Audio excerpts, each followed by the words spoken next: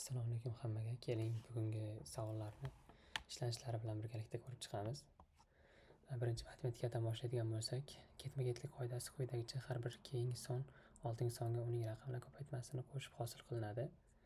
Keyingi sonni toping deyilgan. Bu yerda birinchi son bizda 13, keyingisi 16, ikkinchisi 22, uchinchisi 22, to'rtinchisi 26.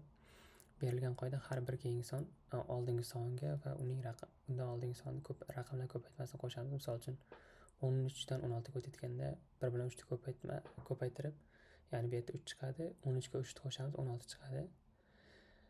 16 dan 22 ga o'tayotganda 1 ni 6 ga ko'paytiramiz, 6, 16 ga 6 ni qo'shsak 22. Va albatta bu yerda eng oxirgi ketma-ketlik topadigan bo'lsak, 26 dan nechalarga o'tish kerak? Birinchi 2 bilan 6 ni ko'paytiramiz, bir-biriga 12 bo'ladi. Va bu yerda 26 ga 12 ni qo'shsak 38, ya'ni to'g'ri javob bu yerda C variant bo'ladi. Tanqidiy fikrlash. Malika Buxoroda yashaydi. U yakshanba kuni soat 16:00 da Toshkentda bo'ladigan tanlovda qatnashishi kerak. Agar u soat 11:00 da yo'lga chiqib, soatiga 60 km tezlik bilan harakatlansa, u tanlovga vaqtida yetib bormaydi. Quyidagilardan qaysi biri to'g'ri bo'lsa, Malikaning fikrini eng yaxshi isbotlaydi. Tanlov aslida 15:00 da boshlanadi. Malika safar qilishni yoqtirmaydi. Buxorodan Toshkentgacha bo'lgan masofa 300 km dan kam. Yo'lda ba'zida transport bo'ladi. Javobingizni izohlarda Malikaning javobini tekshiramiz. U 11:00 da yo'lga chiqadi. Tezligi 60 km/soat. Tanlov 16:00 da 5 soat vaqtimiz bor. Demak, maksimal bosib o'tishi mumkin bo'lgan masofa 300 km. Agar masofa 300 km dan ko'p bo'lsa, u vaqtida yetib bora olmaydi. Shuning uchun ham aynan bizda D javobni ko'radigan bo'lsak, yo'lda transport tirbandlik bo'ladi, tezligi kamayadi. Ya'ni tezlik kamaygandan so'ng esa u kech qolishi mumkin bo'ladi. Shuning uchun ham bu yerda to'g'ri javobimiz D variant bo'ladi. Muammoli masala savoliga to'xtaladigan bo'lsak, bu savol juda ham qiziqarli savol ekan. Rasmda ba'zi kichik kvadratlar kulrangga bo'yalgan, biroq 4 kichik kulrangdan iborat kattaroq kvadrat paydo bo'lishi mumkin emas ekan. Eng ko'p bilan nechta kvadrat kulrangga bo'yash mumkin? Lekin eng optimal variantda xuddi shunday bo'yalgandagina kulrang kvadratlar eng maksimal soniga yetadi. Shuning uchun ham bu yerda to'g'ri javobimiz E variant bo'ladi. Ya'ni D variant bo'ladi, ya'ni 20 bitta.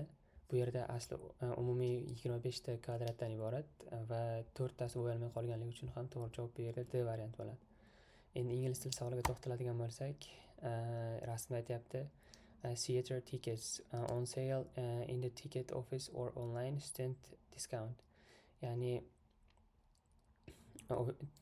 chiptalar ofisda yoki onlayn sotib olish mumkin. Studentlar uchun discount, ya'ni chegirmalar bor.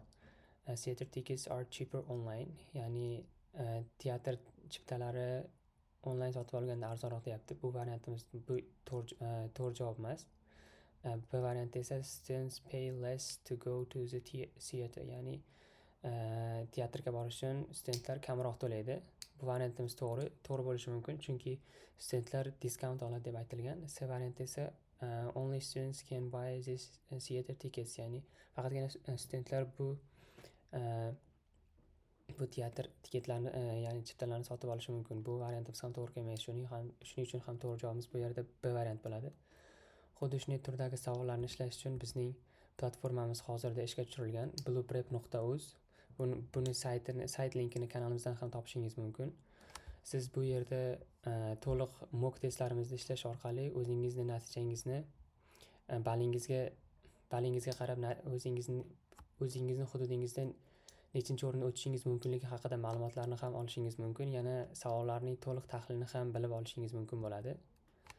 Albatta bu siz telefonda ham yoki kompyuterda ham ishlashingiz mumkin. Bu albatta juda ham qulaylik tug'diradi. Albatta sinab ko'rishingizni tavsiya beraman. Xayr, salomat bo'ling.